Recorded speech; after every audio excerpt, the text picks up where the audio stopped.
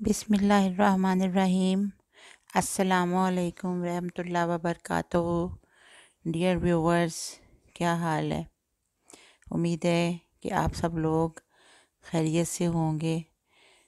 तो my dear, मेरी किसी व्यूवर ने मुझसे ये पूछा है कि उनके हस्बैंड उनके साथ बहुत लड़ाई करते हैं और उनकी सास भी हर वक्त बहुत ज़्यादा बदज़ुबानी करती हैं, तो मैं इसके लिए उन्हें कोई वजीफ़ा बता दूं।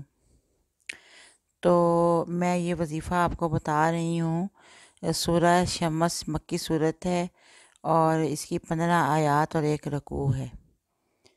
तो इसका मैं वजीफ़ा बता रही हूँ कि अगर कोई शख्स बहुत ही बदज़ुबान हो, जैसा कि इस खातून ने कहा है कि उनकी सास को बदज़ुबानी करने की, गाली गलौज करने की बहुत आदत है और उनके हस्बैंड जो हैं वो इतनी ज़्यादा बदज़ुबानी करते हैं कि मारपीट तक पहुंचते हैं, तो मारपीट तक जाते हैं यानी कि ना।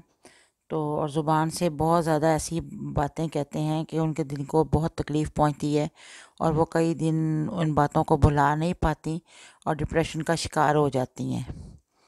तो कोई भी खुदा ना खास्ता घर में कोई ऐसा फ़र्द है, बहन भाई भी हो सकता है, पेरेंट्स में से खुदा ना खास्ता कोई हो सकता है, कोई चचा मामू खाला, कोई भी सास ससुर की तो फिर बात ही क्या है।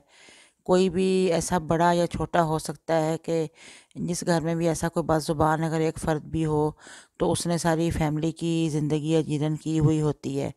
तो इसके लिए ये है कि जो सूरह शम्स है, इसको पढ़ के 41 मरतबा दम करके पानी पे तो उस शख्स को पिलाएं जो कि बदज़ुबानी की जिसको आदत है, चाहे वो मर्द है या औरत।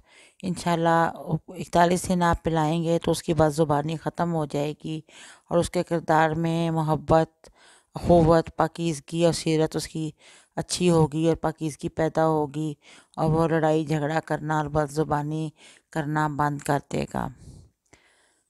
तो ये वजीफ़ा है सूरह शम्स का।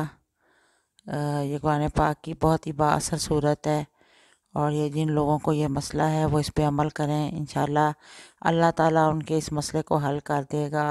और मुझे भी दुआओं में याद रखें। और अब मैं आपसे इजाज़त चाहती हूँ।